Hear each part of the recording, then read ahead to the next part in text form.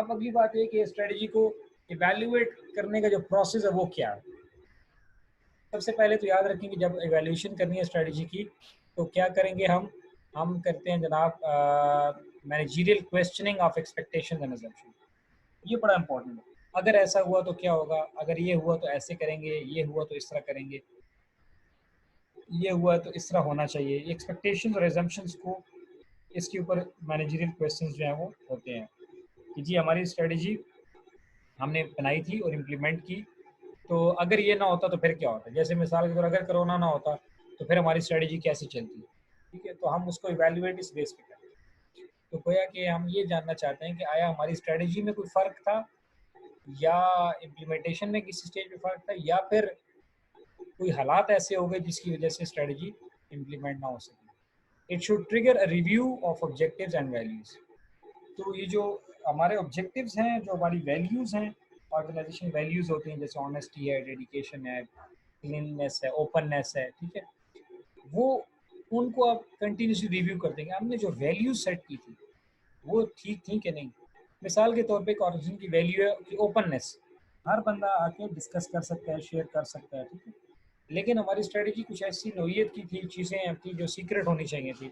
तो गोया जो हमने वैल्यू सेट की थी वो इतनी बेहतरीन नहीं थी, वो वैल्यू अलाइंड नहीं थी हमारी गोल्स के साथ, ठीक है। तो ये इस वजह से ये चीज़ थी। It should stimulate creativity in generating alternative and formulating criteria. It should stimulate creativity. हम ये चाहते हैं कि जो evaluate करते वक्त हम ये देखें कि यार इसकी alternatives क्या हो सकती थी। We are going to generate the alternative, right?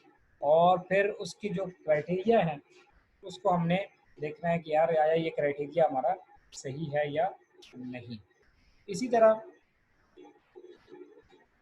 जो सबसे इम्पोर्टेंट चीज़ है वो ये है कि स्ट्रेटजी को कंटिन्यूस बेस पे इवैल्यूएट करना चाहिए, पीरियोडिक बेस पे नहीं होना चाहिए कि यार स्ट्रेटजी इंप्लीमेंट हो रही है, चलो यार 3 महीने बाद देखेंगे, 6 महीने बाद देखेंगे, या 6 6 महीने से प्रयोग नहीं, कंटिन्यूसली आप उसको मॉनिटर करें।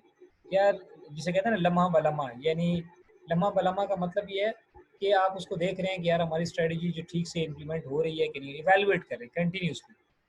अब साल के बाद इवैल्यूएट करेंगे तो साल भर का नुकसान आपके ऊपर आ जाएगा। आपने अगर मंथली इसको इवैल्यूएट कर रहे हैं, वीकली कर रहे हैं, तो वीक में अगर कोई गड़बड़ है वो उधर ही पकड़ी जाएगी, ठीक है, बजाय इसके कि आप साल भर। तो ये जो हमारा एनुअल सिस्टम होता है एग्जामिनेशन का, ये इसमें यही प्रॉब्लम होता है कि साल भर स्टूडेंट घूमता फिरता रहता है, घूमता फिरता रहता है, और वो एट द एंड पे जो एग्जाम देता है तो फेल हो जाता है। आप उसका फेलियर पूरा उसका साल ले डूबा। अगर ये कंटिन्यूस इवैल्यूएशन होती तो फिर बेहतर होता। जैसे कि सेमेस्टर सिस्टम निस्बतन बेहतर है। अब मैं ये नहीं कहता कि बहुत अच्छा सिस्टम है, लेकिन निस्बतन इसलिए बेहतर होता है कि आपका क्विज हो रहा होता है, असाइनमेंट्स हो रही होती हैं, मिड टर्म आ जाता है, फिर क्विज होता है, तो कंटिन्यूसली इवैल्यूएशन हो रही होती है कि यार आप वेयर डू यू स्टैंड, ठीक है। तो ये उससे बच्चे को पता लग रहा होता है कि यार मैं कहाँ पे स्टैंड कर। Successful strategy combine patience and willingness, ये बड़ा इंपॉर्टेंट है। पेशेंस एंड विलिंगनेस का ये मतलब नहीं है कि सब्र करके बैठ जाएं और अब नई साल के बाद देखेंगे। सब्र करने का मकसद और विलिंगनेस का मतलब ये है कि अगर आपकी स्ट्रेटजी गलत हुई है तो आप उसमें इतना हौसला होना चाहिए कि आप उसको एक्सेप्ट करें और आप विलिंग हो उसको चेंज करने के लिए, करेक्ट करने के लिए। हमारे यहाँ भी ये प्रॉब्लम होता है, कहते हैं मेरी तो गलती ही नहीं है, ये तो फलां हो गया तो इस वजह से हो गया, ये तो फलां वजह से हो गया, वरना मैंने तो सब ज़बरदस्त ठीक है। तो ना पेशेंस है ना विलिंगनेस है कि वो एक्शन ले लें, करेक्टिव एक्शंस जहाँ जहाँ चाहिए हो। तो इवैल्यूएशन के अंदर ये सारी चीज़ें बड़ी इम्पोर्टेंट। ठीक है जी, कोई सवाल है तो पूछें।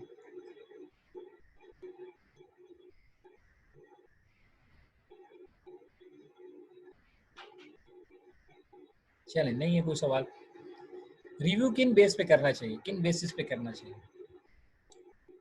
अब हम कंटिन्यूसली ये देखते रहते हैं कि भाई साहब हमारे जो कंपैटिटर हैं वो हमारी स्ट्रेटजी के पे कैसे रिएक्ट कर रहे हैं, कैसे किया उन्होंने रिएक्ट। मतलब उन्होंने कोई नोटिस लिया, नहीं लिया, बदले में उन्होंने कोई नई स्ट्रेटजी लॉन्च कर दी, क्या किया। How have competitive strategies changed. हमने जो स्ट्रेटजी लॉन्च की थी, लेट्स सपोज हमने कोई नया प्रोडक्ट लॉन्च कर दिया, कोई नया सिस्टम दे दिया, या कुछ प्रोडक्ट डेवलपमेंट की, मार्केट डेवलपमेंट की, तो कंपेटिटर ने बदले में कोई रिएक्शन किया, क्या उसकी स्ट्रेटजीज बदली या वैसी की वैसी हैं। इसी तरह क्या कंपेटिटर की जो स्ट्रेंथ है और जो वीकनेसेस हैं वो अभी भी स्ट्रेंथ हैं, और वीकनेसेस हैं या बदल गई हैं। अगर वैसी की वैसी हैं तो इसका मतलब हमारी स्ट्रेटजी अभी तक उसकी स्ट्रेंथ को कमज़ोर नहीं कर सकी और उसकी स्ट्रेंथ से अपनी स्ट्रेंथ को बढ़ा नहीं सकी और उसकी वीकनेसेस से अभी तक कुछ हमें फ़ायदा नहीं हुआ। And why are competitors making certain strategic changes. तो जो चेंजेस कंपेटिटर करता जा रहा है उससे हमारी स्ट्रेटजी को क्या फ़र्क पड़ रहा है, हमारी ऑर्गेनाइजेशन को कितना फ़र्क पड़ रहा है। तो ये सारी चीज़ें देखिए, जब आपने स्ट्रेटजी बनाई है और इम्प्लीमेंट की है तो ये लामहला आपके कंपेटिटर को कोई इफेक्ट करनी चाहिए। तो आप कंटिन्यूसली देखते हैं कि यार वो क्या कर रहा है।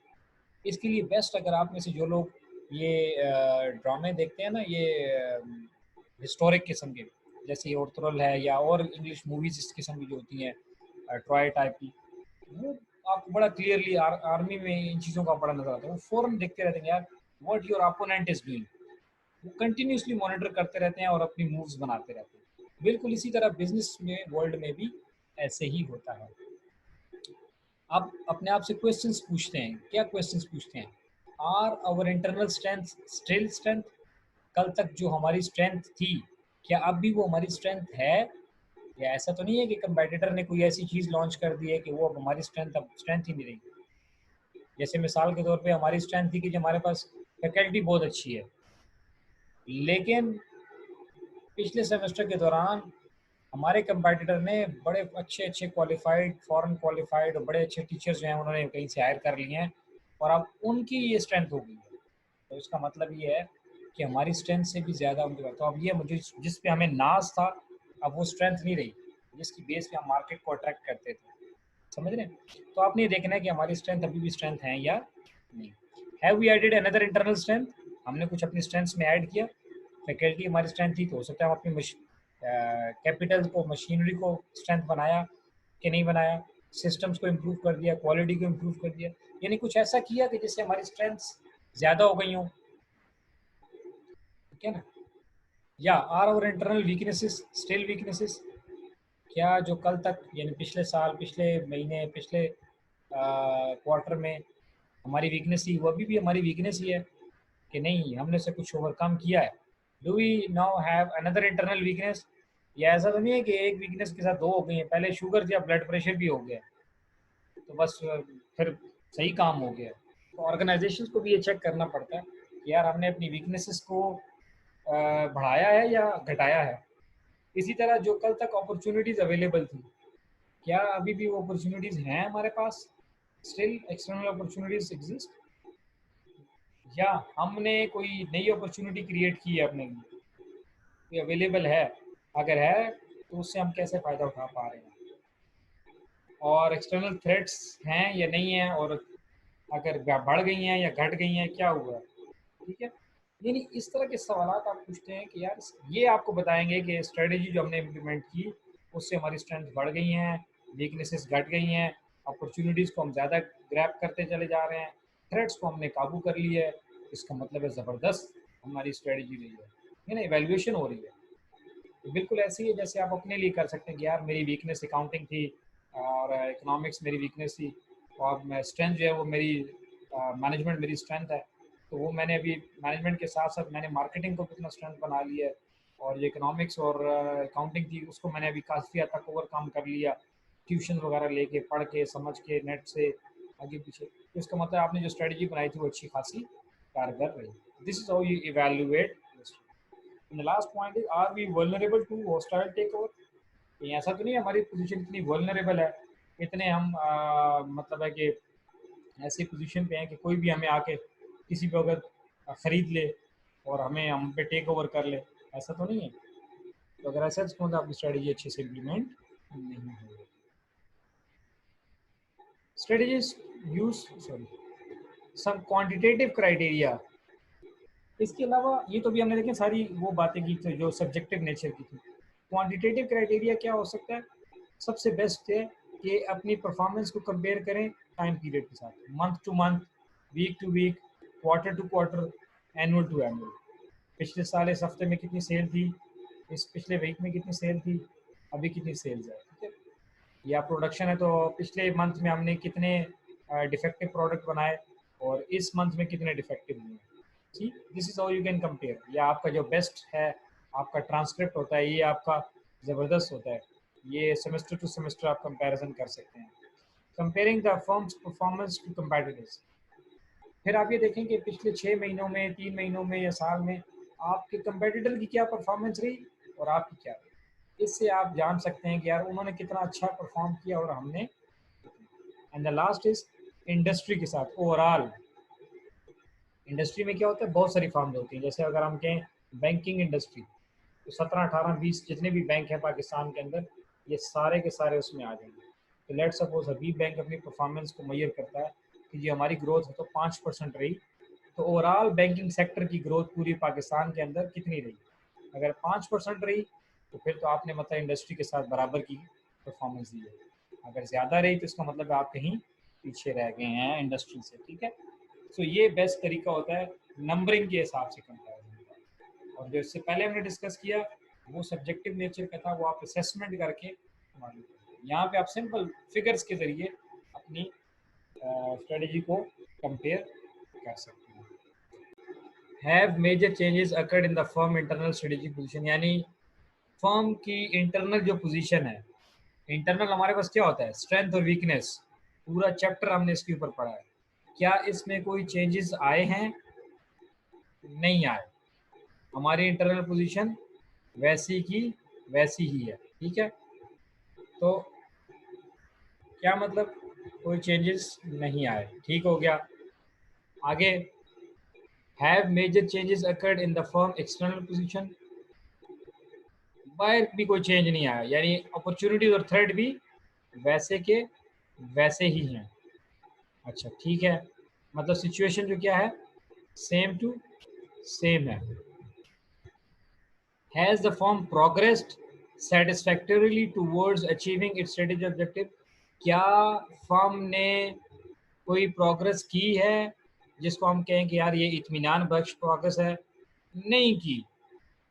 तो भाई सादा सी बात है कि जब आपकी स्ट्रेंथ और वीकनेस भी वैसी की वैसी हैं, बाहर के हालात और वाक़यात भी वैसे ही हैं, तो फिर तो चाहिए था कि आप आगे बढ़ते। कि हम तो ये कह रहे हैं कि हालात बदल जाते हैं, स्ट्रेंथ बदल जाती हैं, वीकनेस बदल जाती हैं, जिसकी वजह से फर्म को प्रॉब्लम होता है। स्ट्रेंथ और वीकनेस भी वैसे ही हैं, अपॉर्चुनिटीज़ भी जो थी वो अभी भी अवेलेबल हैं, जो थ्रेट्स हैं वो पड़ी हुई हैं, लेकिन आपने फिर भी कोई परफॉर्मेंस नहीं की, कोई प्रोग्रेस नहीं की। इसका मतलब है कि आपको करेक्टिव एक्शंस लेने चाहिए। आप जिधर के थे उधर के उधर ही पड़े हुए हैं, तो इसका मतलब है कि आप ठीक नहीं चल रहे, you are not performing well. यहाँ पे एक हदीस पाक का मफहूम आपको बता दूँ, सरकार दो आलम सल्लल्लाहु अलैहि वसल्लम ने फरमाया कि मफहूम यह है कि वो शख्स हलाक हो गया जिसके 2 दिन एक जैसे हैं। क्या मतलब, यानी कि कल का दिन और आज का दिन, यानी आज उसने कोई प्रोग्रेस ही नहीं की, यानी अपने अमाल में, अखलाक में, किरदार में, पर्सनल डेवलपमेंट में, किसी चीज़ में। तो इसी तरह ऑर्गेनाइजेशन ने अगर कोई प्रोग्रेस ही नहीं की तो इसका मतलब है उनको करेक्टिव एक्शंस लेने चाहिए, they are not going well. Next, internal situation change हो गई, स्ट्रेटेजिक पोजीशन बेहतर हो गई, यस बेहतर हो गई। बाहर के हालात बेहतर हुए, यस बेहतर हो गए। ठीक है, अब क्या, sorry, external strategic position change हुई, हाँ अब अपॉर्चुनिटीज और थ्रेट्स चेंज हो गई हैं। Has the firm progress satisfactory toward achieving the strategy objective, yes. अभी तक उन्होंने परफॉर्मेंस तो अच्छी दी है, लेकिन चूंकि इंटरनल सिचुएशन चेंज हो गई है, एक्सटर्नल सिचुएशन भी चेंज हो गई है, तो हमें कुछ मजीद करेक्टिव एक्शंस लेने होंगे। प्रोग्रेस तो हमने की है, लेकिन शायद फ्यूचर में प्रोग्रेस कर ना पाए। इसी तरह बाहर की पोजीशन चेंज हो गई, इंटरनल पोजीशन चेंज हो गई, बाहर की पोजीशन चेंज हो गई, लेकिन हमने प्रोग्रेस नहीं की, फिर तो लाजमी लेने चाहिए corrective actions. Internal position change हो गई, यानी स्ट्रेंथ वीकनेस में कोई चेंज आया, लेकिन बाहर कोई चेंज नहीं आया। प्रोग्रेस की, yes, but still we need to take actions. Why? Because अब हमारी इंटरनल स्ट्रेंथ बदल चुकी हैं, इंटरनल वीकनेसेस बदल चुकी हैं, तो हमें कुछ ना कुछ, हो सकता है स्ट्रेंथ ज़्यादा हो गई हो या वीक कम हो गई हो, या इंटरनल जो स्ट्रेटेजिक पोजीशन है वो सही नहीं। इसी तरह इंटरनल चेंज आया, एक्सटर्नल नहीं आया, प्रोग्रेस नहीं की, फिर तो करेक्टिव एक्शन बनते ही हैं। इसी तरह करते करते सिर्फ ये वाला लास्ट वाला देखें, ना इंटरनल कोई चेंज आया, ना कोई एक्सटर्नल चेंज आया, लेकिन हम प्रोग्रेस करते जा रहे हैं। इसका मतलब है कि जो सिचुएशन है, जो सीन है, वो बिल्कुल सेम है, लेकिन हमारी प्रोग्रेस बदलती जा रही है, बेहतर होती जा रही है। इसका मतलब जो प्रेजेंट स्ट्रेटजी हमने इम्प्लीमेंट की है वो बेस्ट है, इसी को लेके चलते हैं। अनलेस एंड अनटिल कि जब तक इनमें या इसमें कोई चेंज ना आए, ये स्ट्रेटजी हम कंटिन्यू करेंगे। जब इन दोनों में से किसी एक में भी चेंज आ जाएगा, फिर हम इस स्ट्रेटजी को बदल देंगे। हम कहेंगे we need to take corrective actions. So ये है जी सारी दास्तान जो मैंने आपको सुना दी है। करेक्टिव एक्शंस क्या हो सकते हैं? फर्म के स्ट्रक्चर को चेंज कर दिया जाए, किसी बंदे को बदल दिया जाए, पोजीशन की चेंज कर दी जाए, डाइवेस्ट अ डिवीजन, हमने डाइवेस्टिचर पढ़ा था कि किसी एक डिवीजन को सेल आउट कर दिया जाए, या फर्म का विजन मिशन बदल दिया जाए, ऑब्जेक्टिव चेंज कर सकते हैं, स्ट्रेटजीज बदला सकते हैं, नई पॉलिसीज लेकर आ सकते हैं, परफॉर्मेंस इंसेंटिव्स ला सकते हैं ताकि परफॉर्मेंस बेहतर हो जाए, कैपिटल या स्टॉक या कर्जा डेट वगैरह ये हम ले सकते हैं अपनी, अगर हमें कहीं पैसों का मसला आ रहा है। किसी सेल्स पर्सन को टर्मिनेट कर सकते हैं, एम्प्लॉय को, मैनेजर को, या ऐड कर सकते हैं या निकाल सकते हैं। रिसोर्सेज की एलोकेशन चेंज कर सकते हैं, किसी एक प्रोडक्ट पे ज़्यादा रिसोर्स लगा रहे थे, वहाँ से रिजल्ट कम आ रहे हैं, उससे रिसोर्स हटा के दूसरी प्रोडक्ट के ऊपर रिसोर्स लगा सकते हैं। आउटसोर्स कर सकते हैं, कुछ फंक्शंस ऐसे थे जो हम खुद काम कर रहे थे लेकिन वो हमें महंगे पड़ रहे हैं खुद चीज़ बनाना, तो हम वो हिस्सा किसी दूसरे से बनवा लेते हैं, वो काम किसी दूसरे से करवा लें। हो सकता है वहाँ से हमें अच्छा भी मिल जाए, क्वालिटी पे भी, और कम पैसों पे भी मिल जाए। तो ये इस तरह के और बहुत सारे आप करेक्टिव एक्शंस ले सकते हैं, लेकिन बात वही है, जब आप अपना असेसमेंट करेंगे तो करेक्टिव एक्शन लेंगे। तो आखिर में आपको फिर एक इस्लामिक बात बता दूं कि हमारे यहाँ इस्लाम में कॉन्सेप्ट ये है कि रात को सोते वक्त अपना मुहासबा करें, यानी इवैल्यूएशन करें, सेल्फ इवैल्यूएशन, कि आपने आज दिन में क्या अच्छा किया और क्या बुरा किया। तो जब आप असेसमेंट करेंगे तो आपको पता चल जाएगा कि आपकी इंटरनल एक्सटर्नल सिचुएशन में चेंजेस आए हैं और आपकी परफॉर्मेंस में भी चेंज आया है। तो या बेहतर ही होगी तो फिर आप उसको मज़ीद बेहतर करेंगे, और अगर बेहतर नहीं हुई है तो फिर आप देखेंगे कितने गुनाह किए, कितने आपने आज नेकियां की। उसका जब असेसमेंट करेंगे उस हिसाब से आप करेक्टिव एक्शंस लेंगे कि गुनाहों से मुझे कैसे बचना है। गुनाह समझ लें वीकनेस है, और नेकियां समझ लें आपकी स्ट्रेंथ है, उनमें कैसे ज़्यादती करनी है और गुनाहों को कैसे कम करना है। सो ये बेसिक कॉन्सेप्ट्स वही हैं, उसी को ऑर्गेनाइजेशन के परस्पेक्टिव में इस्तेमाल किया जा रहा है।